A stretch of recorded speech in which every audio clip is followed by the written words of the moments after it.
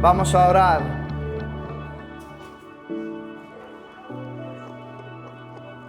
Eterno Dios, te alabamos porque tú eres bueno y porque tú nos bendices día a día. También te alabamos porque tú nos permites estar en este lugar. Queremos rogarte que tú nos asistas en este tiempo y que tú edifiques nuestras vidas por medio del estudio de tu palabra.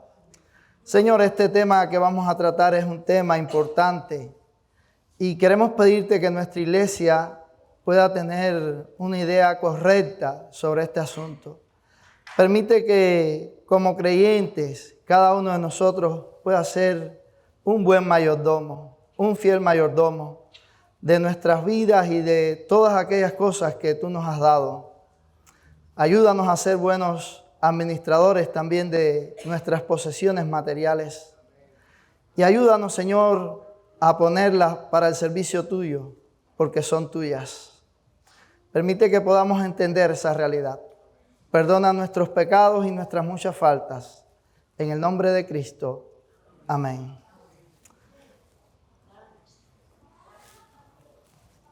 Bien, hermanos, seguimos en nuestro estudio sobre las disciplinas espirituales y hoy seguimos hablando acerca de este tema de la mayordomía. Ya hemos hablado sobre la mayordomía, el concepto de mayordomía, que es un concepto amplio, aunque los cristianos muchas veces lo hemos reducido. Y cuando pensamos en mayordomía, pensamos únicamente en dinero. Debemos tener claro, como ya hemos enseñado anteriormente, que la mayordomía no es únicamente dinero. La mayordomía tiene que ver con todas nuestras vidas, tiene que ver con todo lo que nosotros somos, con nuestro tiempo, como vimos el domingo anterior, con nuestros talentos, nuestros dones, con nuestras posesiones materiales, nuestro dinero. La mayordomía tiene que ver con todo en nuestras vidas. Y un principio importante es que nosotros podamos reconocer que todo nos viene de Dios. Si reconocemos eso, entonces vamos a poder ser fieles mayordomos del Señor. A veces pensamos que nosotros somos los dueños. O quizás en teoría creemos que Dios es el dueño, pero en la práctica nos sentimos nosotros como los dueños. Y no debe ser así. La palabra de Dios nos enseña que esa no es la actitud correcta. Así que debemos hablar de este tema de la mayordomía y propiamente que tiene que ver con el dinero. Fíjese, en esta iglesia generalmente usted no nos oye hablar de este tema.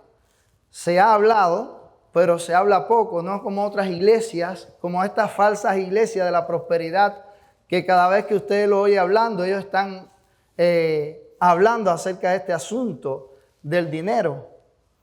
Nosotros no hablamos así, pero debemos hablar también del dinero. ¿Saben ustedes por qué? Porque la Biblia habla acerca del dinero. Y si nosotros vamos a ser fieles a la predicación, a la enseñanza de la palabra de Dios, debemos hablar también del buen uso de nuestras posesiones materiales, del buen uso del dinero y también de usar ese dinero para extender el reino de Dios, porque es parte del consejo de la voluntad de Dios. Así que quizás cuando no hablamos mucho del dinero, no estamos siendo tan fieles a la hora de exponer todo el consejo de Dios. Y sé que la razón es por estas falsas iglesias que hacen tanto énfasis en este asunto del dinero que nosotros entonces no nos queremos que nos comparen con ellos. Porque realmente ellos son unos ladrones, son unos mercaderes de la fe. Y nosotros no queremos que se nos vea así.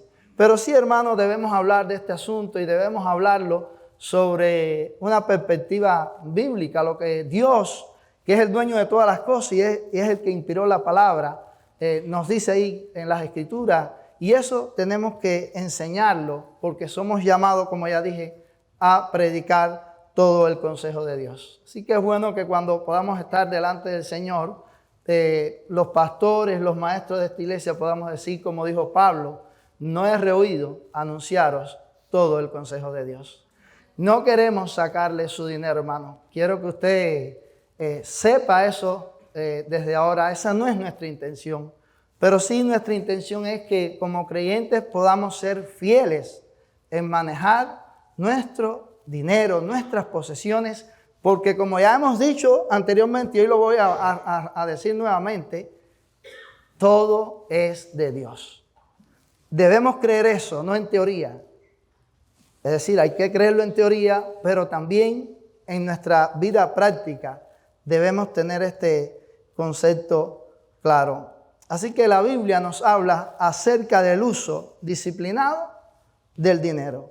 El uso disciplinado del dinero requiere que lo administremos de manera que nuestras necesidades y la de nuestra familia estén cubiertas. Así que cuando pensamos en el dinero debemos pensar en eso. Dice las Escrituras en 1 Timoteo 5:8, porque si alguno no provee para los suyos y mayormente para los de su casa, ha negado la fe y es peor que un incrédulo.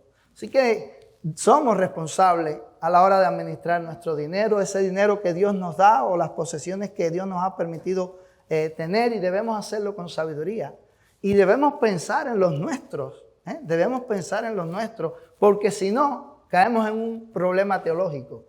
Y el problema es que hemos negado la fe. Este pasaje nos hace ver que la manera en que usamos el dinero es un asunto completamente espiritual, que manifiesta nuestra madurez en Cristo. Así que fíjese si esto es importante. No podemos dejar que el dinero controle nuestra vida. Pero es importante el dinero. Es importante el dinero. De hecho, el dinero tiene que ver con todo lo que nosotros hacemos en la vida diaria. De hecho, trabajamos toda la semana y lo hacemos porque nos hace falta ese dinero. Para comprar alimentos, para comprar ropa, para pagar la vivienda, nos hace falta el dinero. Pero no podemos dejar que el dinero o las posesiones materiales controlen nuestra vida. No podemos dejar eso. Hay que hacer un uso sabio de estas cosas. Dice la Biblia en 1 Timoteo capítulo 6, versos del 6 al 10, lo siguiente: pero gran ganancia es la piedad acompañada de contentamiento. Porque nada hemos traído a este mundo y sin duda nada podremos sacar. Así que teniendo sustento y abrigo, estemos contentos con esto, porque los que quieren enriquecerse caen en tentación y lazo y en muchas codicias necias y dañosas que hunden a los hombres en destrucción y perdición, porque raíz de todos los males es el amor al dinero, el cual codiciando algunos se extraviaron de la fe y fueron traspasados de muchos dolores. Hermanos, nosotros tenemos que hacer un uso sabio del dinero, como dice este pasaje, porque gran ganancia es la piedad acompañada de contentamiento. Qué bueno es que nosotros podamos vivir una vida piadosa y que en medio de esa vida podamos estar contentos con las cosas que Dios nos ha dado y que podamos usarlas para la gloria de Dios, teniendo presente esto, que nosotros no hemos traído nada a este mundo, como dice ahí, porque nada hemos traído a este mundo y sin duda nada podremos sacar. Nada vamos a poder sacar. Por tanto, el llamado de las Escrituras es a que nosotros sí luchemos y vivamos y disfrutemos y administremos los bienes materiales que Dios nos permita tener, pero que lo hagamos con una perspectiva, de lo eterno, hermano. De usar esas cosas para nuestro bienestar y para el bien de la obra de Dios. Alejandro el Grande, cuando antes de morir le dijo a sus generales, a sus hombres de guerra, le dijo: cuando yo muera, quiero que me entierren con las manos afuera, para que vean que yo, el amo del mundo, no me puedo llevar nada. Que a veces nos afanamos y nos afanamos y nos afanamos, descuidamos lo más importante, que es lo espiritual, que es lo eterno, y no nos percatamos que al final nada de eso nos podemos llevar.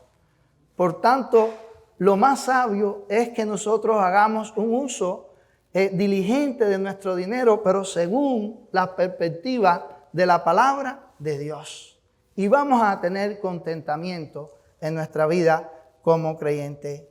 Ahora, cuando nos ponemos a estudiar este asunto de las posesiones materiales y del dinero en las Escrituras, nos vamos a dar cuenta que las Escrituras hablan abundantemente del dinero. Quizás pensamos, no, la Biblia no habla mucho de eso. Quizás alguno pueda decir, no, yo nunca he leído mucho acerca del dinero. Quiero decirle que no es así. No es así. Las Escrituras hablan más de lo que nosotros pensamos sobre el dinero. Algunos estudiosos bíblicos nos dicen que hay más de 2.350 versículos en la Biblia que nos hablan del dinero y de las posesiones. Fíjese, más de 2.350 versículos que nos hablan del dinero y de las posesiones. Y solo 500 de la oración. Nosotros pudiéramos pensar, no, la oración es lo más importante. Y la oración es sumamente importante. Pero fíjese, si el dinero también lo es, que en las Escrituras encontramos más referencia al dinero que a la oración. Y no creo que tenga que ser propiamente por la importancia, sino porque nosotros nos dejamos arrastrar por el amor al dinero, como este pasaje que yo acabo de leer, que raíz de todos los males es el amor al dinero. Y la palabra de Dios lo que quiere es sencillamente aclararnos para que nosotros podamos tener una perspectiva correcta y una perspectiva conforme a lo que Dios enseña en su palabra. Ahora, hay discrepancia entre cuál es el número de las parábolas que Jesús escribió. Algunos dicen, no, esta no es una parábola. Consideran algunas de las parábolas como que no lo son, otros sí. Y pudiera variar quizás entre 34 o 38, ¿no? Las parábolas que Jesús escribió. Pero ese no es lo que vamos a discutir aquí. Vamos a pensar que sí, que fueron 38 parábolas las que Jesús escribió.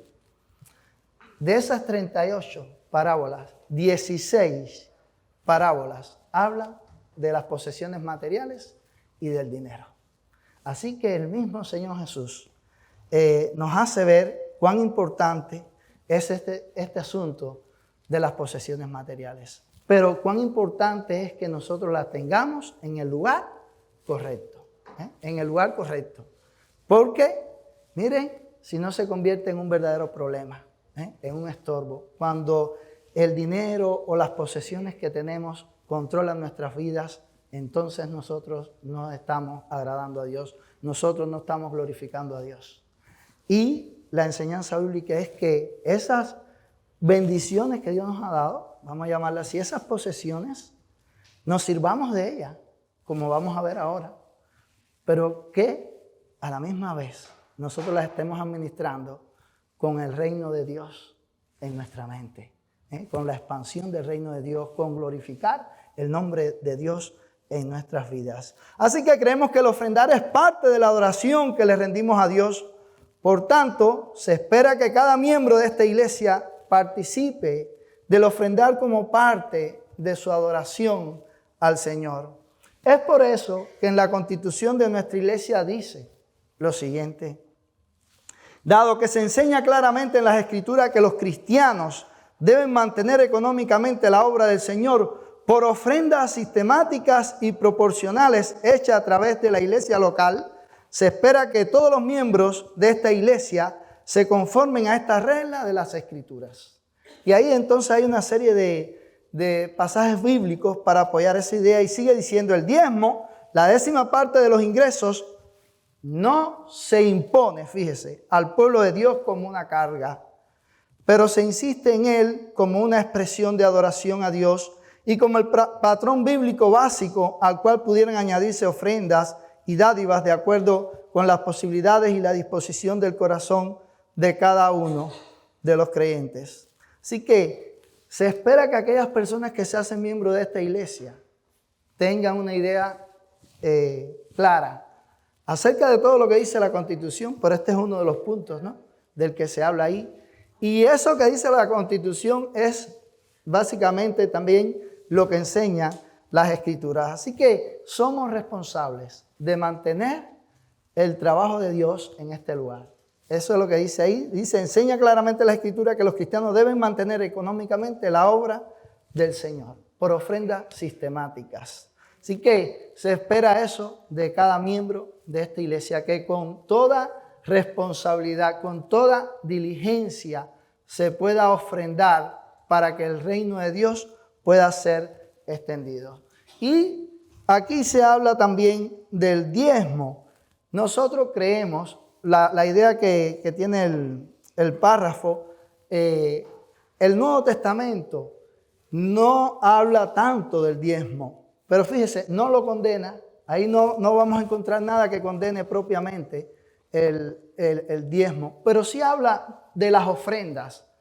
Y nosotros, la idea del texto es esa, que vemos el diezmo como un punto de partida, porque creemos que si en la ley era de esa manera, el 10%, ahora que nosotros estamos en la gracia, vamos a dar por generosidad, vamos a dar en agradecimiento a Dios y vamos a dar con toda nuestra fuerza, con todo nuestro ser. Por eso dice ahí que el diezmo no se impone, ¿no?, al pueblo de Dios como una carga. En el Antiguo Testamento era algo que ellos tenían que hacer. Pero sí se nos manda que responsablemente nosotros debemos ofrendar. Dice la Escritura, dad al César lo que es del César y a Dios lo que es de Dios. Entonces nosotros estamos llamados a ofrendar, pero debemos hacerlo, hermano, con un corazón agradecido, porque hemos entendido el valor de la obra de Dios allí en la cruz del Calvario en favor nuestro. Y eso tiene que ser algo que prime toda nuestra vida, que reine en nuestras vidas y que nos motive a servir al Señor en todas las áreas en que nosotros podamos hacerlo, y también que nos motive a nosotros ofrendar aún más allá de nuestras fuerzas, como vamos a estar viendo en un ratito. Así que hay algunas enseñanzas generales de todo el Nuevo Testamento que yo quiero compartir con ustedes. La primera, Dios es soberano y dueño de todo lo que tú posees. Ya eso lo hemos dicho anteriormente, pero es muy importante, porque si no entendemos esto, entonces no vamos a creer el dueño de todas nuestras posesiones y no vamos a ofrendar. Dice la Biblia en Job 41:11, ¿quién me ha dado a mí primero para que yo le retribuya? ¿Quién le ha dado algo de nosotros a Dios? Nosotros no le podemos dar nada a Dios. Dice, todo lo que hay debajo del cielo es mío. Dice Dios, todo lo que hay debajo del cielo le pertenece a Él. Tú mismo le perteneces a Dios. Aunque tú crees que no, tú mismo le perteneces a Dios. Todo es del Señor. Dios es el dueño de todas las cosas, incluyendo nuestras vidas. Tú y yo solo somos administradores o mayordomos de Dios. Y pudiéramos volver a pensar en José, en la casa de Potifar, ahí en Génesis 39, del 1 al 6. Yo le animo para que después en su casa usted lo lea. Este hombre compró a José. Es decir, José era un esclavo, pero las cosas que José hacía salían bien. Dios lo estaba prosperando, dice el texto bíblico. Y el hombre lo puso como el mayordomo de su casa, para que administrara todos sus bienes. Dice que todas las cosas iban bien. Ahora, realmente José era un esclavo y los esclavos no eran dueños de nada, pero como mayordomo administraba todos los bienes que su amo Potifar había puesto en sus manos. La administración de los recursos de Potifar incluían el uso de los mismos para cubrir sus necesidades, aunque su principal responsabilidad era usarlo para beneficiar los intereses de su amo. Fíjese, él solo era un administrador, pero podía beneficiarse. En esa administración sus necesidades quedaban cubiertas. Y es lo mismo que pasa con nosotros. Es lo mismo que pasa con nosotros, porque Dios, como hemos leído hace un momento, es el dueño de todas las cosas. Nosotros somos sus siervos, somos sus esclavos. Él nos ha comprado doblemente. Si usted es un hijo de Dios, usted ha sido comprado doblemente. Usted le pertenece doblemente a Dios. Primero porque Él te creó, pero porque Él te ha comprado con un sacrificio perfecto ahí en la cruz del Calvario. Y eso debe recordarnos a nosotros que sencillamente somos sus administradores, que tenemos que tener todos nuestros bienes al servicio de Dios. Así que Dios quiere que utilicemos y disfrutemos de cada cosa que Él nos permite tener, pero sin olvidar que Él es el verdadero dueño de todas esas posesiones y debemos usarla para la extensión de su reino. Esto quiere decir que la casa donde tú vives, el verdadero dueño no eres tú, el verdadero dueño es Dios. Que el auto en el que tú te mueves, no es tuyo, es de Dios. Él es el verdadero dueño. Que los muebles que hay en tu casa no son tuyos, son de Dios. Dios te lo ha dado para que tú los disfrutes. Pero son de Él. Él es el dueño de todas las cosas. Dios es el dueño de todas las cosas. Y nosotros solo administradores de manera temporal de las cosas que le pertenecen eternamente a Dios. Somos administradores temporales. Y fíjese si es así. Ahora yo digo, esta casa es mía, ya la pagué. Pero ya yo tengo 50 años, en unos años ya no voy a estar aquí. Esa casa otro va a decir, esta casa es mía. A lo mejor son mis hijos, a lo mejor es otra persona. Va a decir, esta casa es mía. Fíjese cómo va cambiando de dueño. O esta tierra. Pero al final, realmente el dueño de todo es Dios. En Ageo 2:8 dice que el oro y la plata son de Dios. ¿Cuánto de mi dinero debería darle al Señor? Esa quizás es una pregunta que nosotros nos hacemos comúnmente, pero esa pregunta no está del todo bien enfocada. La pregunta debiera ser, a la luz de esto que estamos diciendo, ¿cuánto del dinero de Dios debería conservar por ahora yo? ¿Cuánto del dinero de Dios debería conservar? Porque Él es el dueño de todo. Aunque nosotros siempre nos preguntamos de la otra manera. Así que cuando pensemos en estas posesiones que disfrutamos, debemos saber que todas pertenecen a Dios. Y esto te permitirá ser un fiel mayordomo de todos los bienes que Dios te ha dado, que Dios te está permitiendo disfrutar. Mis hermanos, ahí en 2 de Crónicas 29, quisiera que usted en su casa leyera este pasaje completo.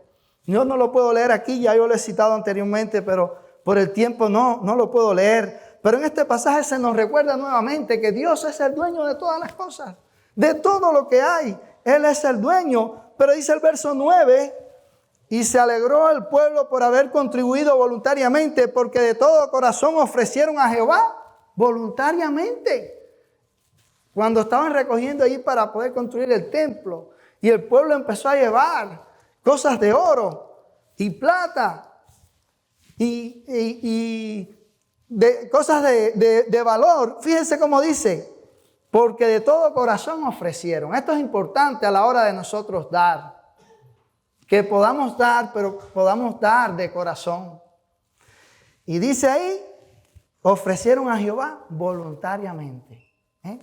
Había la voluntad, el deseo de dar para la obra de Dios. Cuando usted da y no das deseoso, usted está dando mal. Y usted no está adorando a Dios. Usted no está glorificando el nombre de Dios. Porque usted realmente no quiere dar.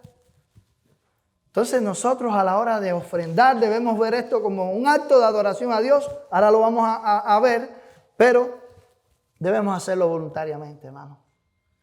Tiene que haber un verdadero deseo de nosotros dar para el Señor. Dice ahí en el verso 14, porque ¿quién soy yo y quién es mi pueblo para que pudiésemos ofrecer voluntariamente cosas semejantes? Pues todo es tuyo y de lo recibido de tu mano te damos. Ese texto me encanta a mí. Todo es del Señor. Pero dice ahí, de lo recibido de tu mano te damos. Es decir, es el reconocimiento de que realmente lo que le estamos dando a Dios es de lo que ya Él nos ha dado. De lo que Él nos está permitiendo participar, nosotros le damos al Señor. Y no debemos perder esa perspectiva a la hora de dar. Y el verso 18 dice, Jehová, Dios de Abraham, de Isaac y de Israel, nuestros padres, conserva perpetuamente esta voluntad del corazón de tu pueblo y encamina su corazón a ti. Qué bueno es que esa pueda ser la voluntad en cada uno de nuestros corazones. El dar con alegría, el dar con generosidad para el Señor, para el extendimiento de la obra de Dios, para que el Evangelio pueda llegar a otros lugares, para sostener la obra en este mismo lugar. Que podamos dar y que podamos dar más allá de nuestras fuerzas. Que podamos dar, como dice ahí, con esta voluntad nacida del corazón. Y como dice más, dice, encamina su corazón a ti. Lo segundo, ofrendar es un acto de adoración. Dice Filipenses 4:18, pero todo lo he recibido y tengo abundancia, estoy lleno, habiendo recibido de Epafrodito lo que enviasteis, olor fragante, sacrificio acepto, agradable a Dios. Pablo llamó a esta ayuda monetaria olor fragante, sacrificio acepto, agradable a Dios. Lo estaba comparando con un sacrificio del Antiguo Testamento que se ofrecían en adoración al Señor. Así que Pablo reconoció de esta manera que esta ofrenda enviada era un acto de adoración al Señor. Hermanos, nuestra generación adolece de un concepto muy limitado sobre lo que es la adoración. Cuando se piensa en adoración, se piensa en alabanza. Eso es adorar y punto. No es así. No es así. Adorar es orar, es cantar, es celebrar las ordenanzas, leer las escrituras, proclamar y enseñar las escrituras, tener una actitud correcta ante esas verdades que se están enseñando y se están proclamando. Todo eso es adoración. Todo eso es adoración y tiene que ver con cuando nos reunimos en el culto público. Pero este concepto que es el que prima en el mundo evangélico hay que sacarlo de nuestra mente, que adorar es alabar al Señor. Yo muchas veces oigo decir, no, porque estamos preparando el culto de adoración. ¿Y saben qué cosa es? No, la música, que está ahí un coro que se está preparando, aprendiéndose los signos, ensayándolo. Eso es la preparación del culto de adoración. Es decir, que la lectura de la Biblia, bueno, si es que la hacen, eso no es adoración, que la predicación, los músicos son los únicos que adoran, según esa perspectiva. Pero es una perspectiva errada. Todos adoramos cuando estamos aquí. Ahí usted sentado y poniendo asunto a lo que se está enseñando, usted está adorando a Dios. No podemos perder esa perspectiva. Así que el ofrendar es también un acto de adoración a Dios. Y cuando usted no ofrenda, usted se está privando de adorar a Dios. Aparte de que también está desobedeciendo a Dios. Porque el ofrendar es una enseñanza de la palabra de Dios. Dios nos manda a hacerlo. Nos manda a hacerlo. Y sabemos por qué lo hacemos. Lo hacemos para que el reino de Dios pueda expandirse. Lo hacemos para eso. Lo hacemos para ayudar a los pobres. Ayudar a hermanos en necesidad. Esa es la idea cuando nosotros ofrendamos al Señor. Así que el ofrendar debe verlo, mi amado hermano, como un acto de adoración a Dios. Y es algo que debemos hacer y debemos hacerlo con toda la disposición de nuestro corazón. Así que el ofrendar es más que un deber, es una obligación. Ahora, la ofrenda bíblica demuestra un corazón de alguien que verdaderamente adora a Dios. Tercera verdad, el ofrendar muestra cuánto tú confías en Dios. Cuando tú te dispones a ofrendar, eso es lo que tú estás diciendo. Que tú estás descansando en el Señor. Que tú estás confiando en el Señor. En que lo que Él dice es verdad. Que Él proveerá para nuestras necesidades. Así que la proporción de tu ofrenda a Dios da testimonio de cuánto tú confías en Él para que supla Él tus necesidades. Eso es lo que nosotros decimos según la proporción de lo que ofrendamos. ¿Cuánto realmente estamos confiando en Dios? Sí, porque a veces hay hermanos que a lo mejor ofrendan, pero dan $10 al mes. Eso no es una ofrenda proporcional.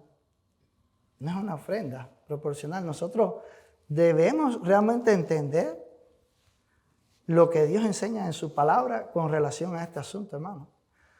Para que el reino de Dios realmente pueda avanzar, nosotros debemos tomar conciencia y dar según lo que nos enseña la palabra de Dios. Aun cuando no hay, a lo mejor, no, pero el 10% del Antiguo Testamento.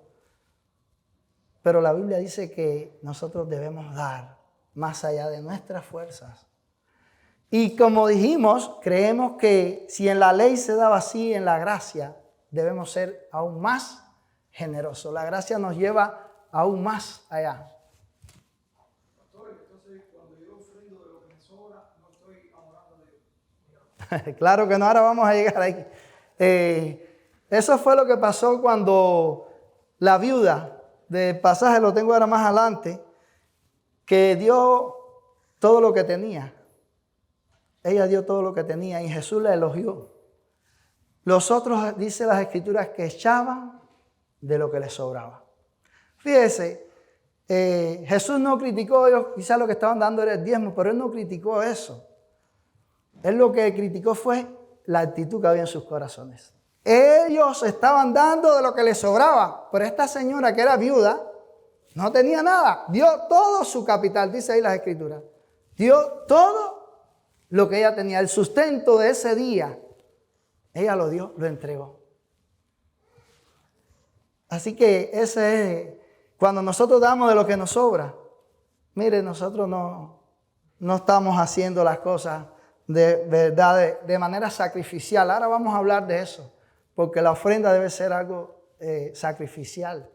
Debemos disponernos para ofrendar de esa manera.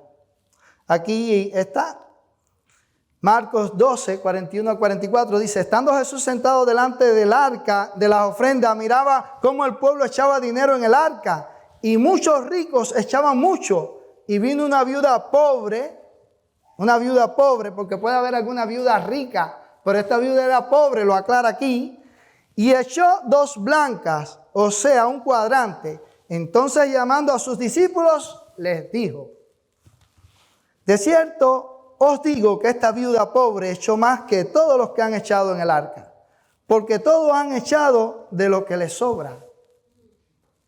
Todos echaron de lo que les sobra, echaron mucho, pero esta de su pobreza echó todo lo que tenía, todo su sustento. Esta mujer dio todo. La Biblia no nos dice más nada acerca de ella, pero el hecho es que Jesús reconoció la motivación que había allí en su corazón. Ella dio de una manera generosa, dio todo, dio de una manera sacrificial. Los otros no fueron reconocidos, echaron más, pero daban, mira, de lo que les sobraba. Pero ella dio todo lo que tenía. Y esto muestra su confianza en Dios, como el que puede proveer el sustento de cada día.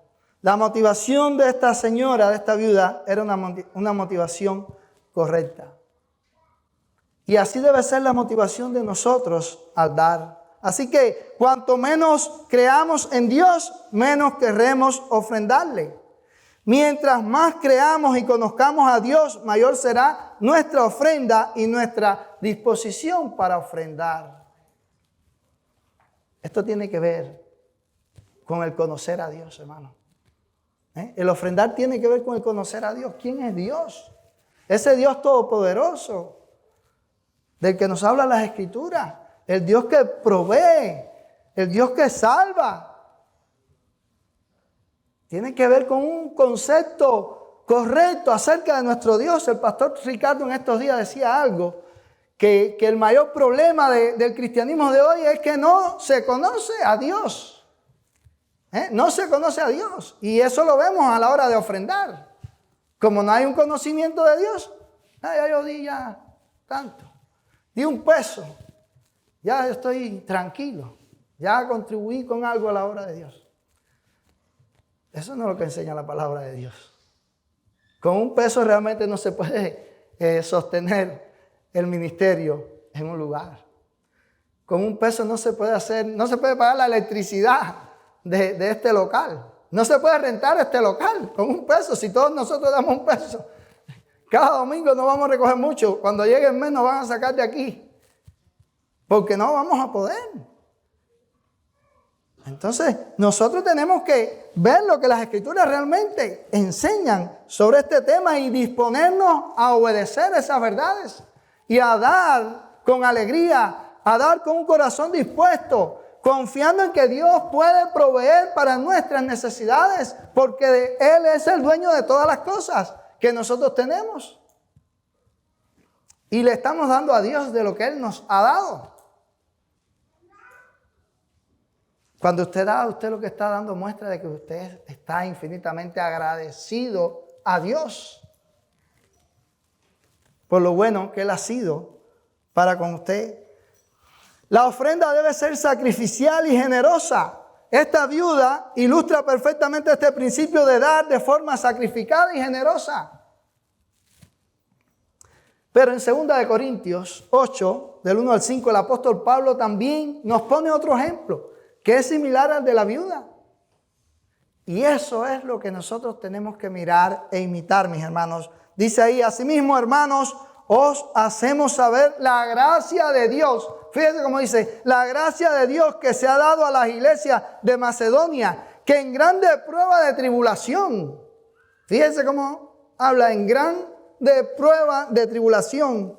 La abundancia de su gozo y su profunda pobreza, eran pobres, dice profunda pobreza, abundaron en riquezas de su generosidad. Es decir que a pesar de que esta iglesia, estos hermanos, estaban en tribulación, estaban en una situación realmente crítica, pero dice que había gozo. Dice la abundancia de su gozo. Y ese gozo, disculpen, ese gozo nos viene de Dios. Y ese gozo fue el que les movió para ver esto que vamos a ver ahora. Pero también se nos aclara que eran pobres, muy pobres. Pero aún así fueron generosos. Dice, abundaron. Abundaron, más allá, abundaron en riquezas de su generosidad. En otras palabras, su generosidad se pudo ver ampliamente. Pudo verse ampliamente. Sigue diciendo, pues doy testimonio de que con agrado han dado conforme a su fuerza. Con agrado. No tristes, con agrado. Se agradaron en dar, dice, conforme a su fuerza. Conforme a lo que podemos. Pero no se queda ahí. Y aún más allá de su fuerza. Es decir, que dieron más allá de lo que ellos, de la fuerza, de lo que ellos podían. Se entregaron por completo, pidiéndonos con muchos ruegos, fíjese, pidiéndonos con muchos ruegos que les concediésemos el privilegio de participar en este servicio para los santos. Es decir, que ellos rogaron, pidieron, no, queremos ser parte de esa ofrenda, nosotros queremos ofrendar. No se quedaron, no, vamos a hacernos lo de la vista gorda, a ver si no tenemos que hacerlo. No, ellos quisieron ofrendar. Y no como lo esperábamos, sino que asimismo se dieron primeramente al Señor y luego a nosotros por la voluntad de Dios. Fíjese, se dieron al Señor y luego a nosotros por la voluntad de Dios. Así que ahí vemos que el ofrendar es algo que nace de la obra de Dios en nuestros corazones. Si usted no quiere ofrendar, a lo mejor usted tiene que examinar su vida y ver qué está pasando.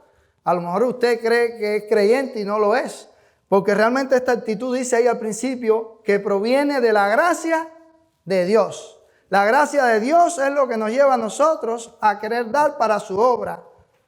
Y al querer dar de una manera sacrificial, de una manera generosa. Eso lo podemos hacer por la obra de Dios en nuestras vidas, por la obra de Dios en nuestros corazones. Dios es el que pone ese sentir en cada uno de nosotros. Así que ellos dieron conforme a su fuerza. Debe darse de manera proporcional a lo que se tiene. Cuando pensamos en eso, debemos pensar de esta manera, de una manera proporcional a las bendiciones que nosotros estamos recibiendo de Dios.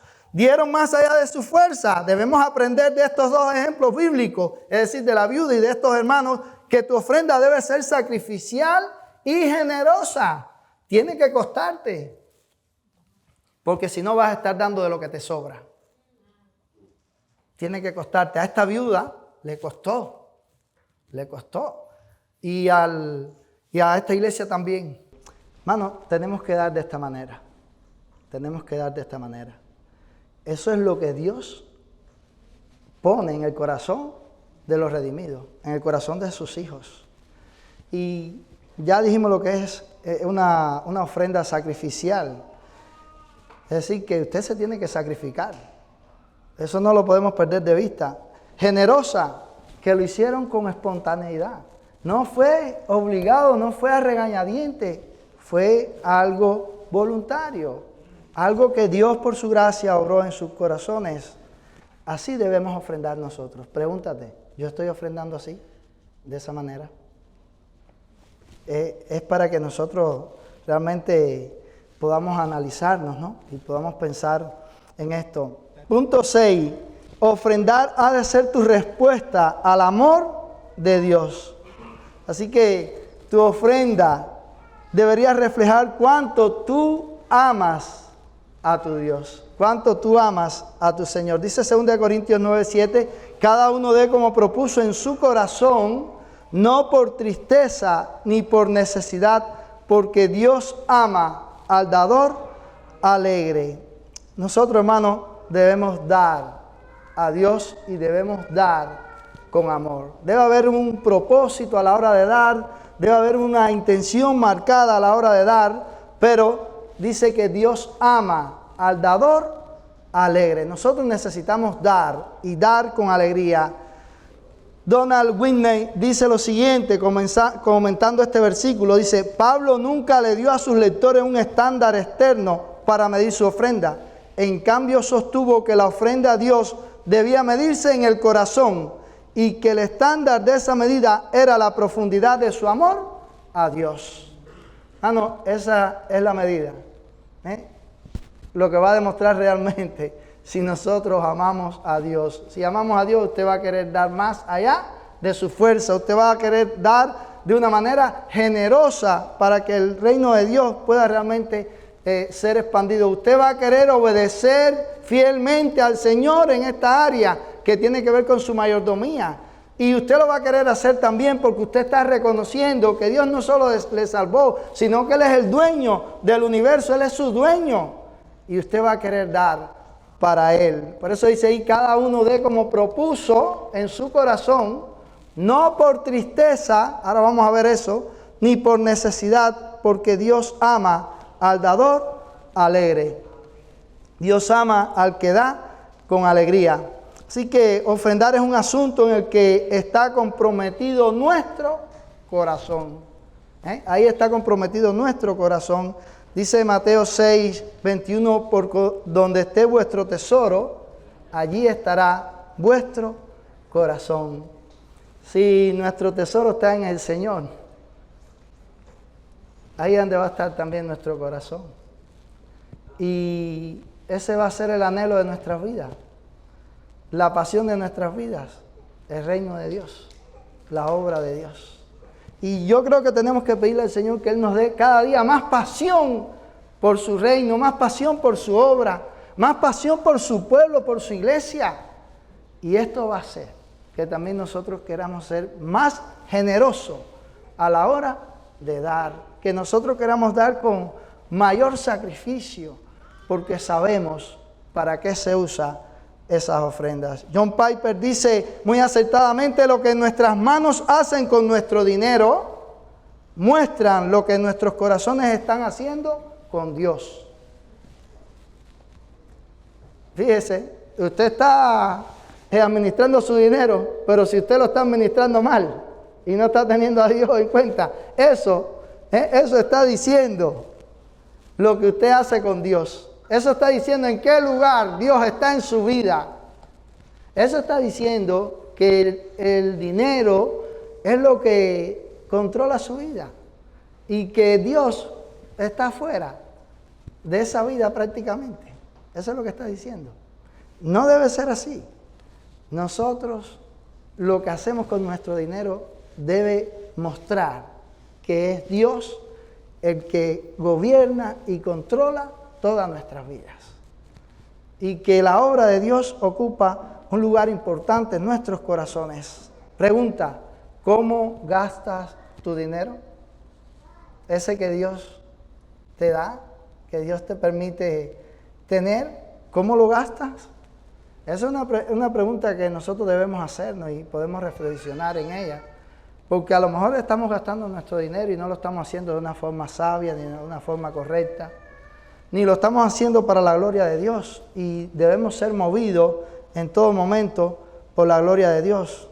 Así que debemos ofrendar, hermanos, según lo que Dios según lo que hemos propuesto en nuestro corazón, como dice, y cada uno dé como propuso en su corazón. Debe haber una intención marcada, debe haber una propuesta nuestra en nuestros corazones a la hora de dar. El término que se traduce propuso solo ocurre aquí en el Nuevo Testamento e indica un plan de acción premeditado y predeterminado que se hace de corazón y de manera voluntaria, no como algo impulsivo o obligatorio. No es obligatorio así, lo estoy haciendo, sino que es algo que, mira, yo me he sentado y esto yo lo quiero hacer para la gloria de Dios. Y este es el plan que yo voy a seguir. No es dar, bueno, vamos a dar, se me ocurrió hoy dar esto. Y el domingo que viene, no, yo tengo un propósito en mi corazón para dar y quiero dar de verdad en correspondencia a lo que Dios ha hecho en mi vida y lo que Dios está haciendo en mi vida y lo que Dios me ha estado dando en mi vida. Yo quiero dar con generosidad, no con tristeza, es decir, con reserva, con remordimiento, lo cual indica una actitud de depresión, de pesadumbre. Es algo que se hace por el sentido del deber, pero no con gozo. Se hace sin gozo. Nosotros no podemos dar así con tristeza. Estamos llamados a dar con alegría, no por necesidad, no porque estamos coaccionados a hacerlo. Esto cuando se hace así es porque se está yendo detrás de una actitud legalista. Nosotros no debemos dar por necesidad. Recuerde, Dios ama al dador alegre. Dios ama al dador alegre. Y Dios quiere que tú y yo demos con alegría, que demos generosamente para que su reino pueda ser extendido. Hermanos, vamos a orar y vamos a terminar. Ya se nos agotó el tiempo, pero queremos que cada uno de los miembros de esta iglesia pueda ser responsable con sus ofrendas, puedan dar con generosidad, puedan dar reconociendo que Dios es el que nos ha bendecido, el que nos da todo, nos da la vida, nos da la salud, nos da todas las cosas. Y nosotros debemos dar en agradecimiento para que su nombre pueda ser extendido, pueda ser predicado, para que su nombre pueda ser glorificado. Debemos dar a Dios y hacerlo con todas nuestras fuerzas y con todo nuestro corazón. Eso debe ser la motivación en nuestras vidas a la hora de dar. Oremos. Eterno Dios, te pedimos que tú nos ayudes a ser fieles a la hora de ofrendar. Enséñanos a hacerlo, Señor, de la manera correcta. Permite que en nuestros corazones pueda estar ese deseo de el sacrificio, Señor, por tu obra. De dar de una manera sacrificada, Señor. De dar por amor. De dar con un propósito en mente, Señor, que es la gloria tuya. Y que el reino tuyo pueda ser también anunciado a todas las naciones. Padre, si hay alguno de nosotros acá que no tiene una idea correcta sobre el ofrendar, te pedimos que este estudio, Señor, pueda traer claridad. Y permite que todos nosotros podamos ser fieles, Señor, a la hora de ofrendar. Y que podamos hacerlo también con la motivación correcta, Padre Santo. Y que podamos hacerlo con toda sinceridad, que podamos hacerlo con alegría, que podamos hacerlo porque nuestros corazones están rebosando del amor tuyo, Padre Santo. Oh Dios, enséñanos a poner el dinero y las posesiones materiales en el lugar que ellas van. Y no permita, Señor, que esas cosas sean las que controlen nuestras vidas. Permite, Señor, que tú tengas todo el control de nuestro ser y que tú puedas hacerlo primero, Señor, en nuestras mentes y que nuestras ofrendas podamos usarlas con ese propósito en mente, Señor, que tú eres el Rey de nuestras vidas. Padre, ayúdanos a dar voluntariamente. Te lo pedimos en el nombre de Cristo. Amén.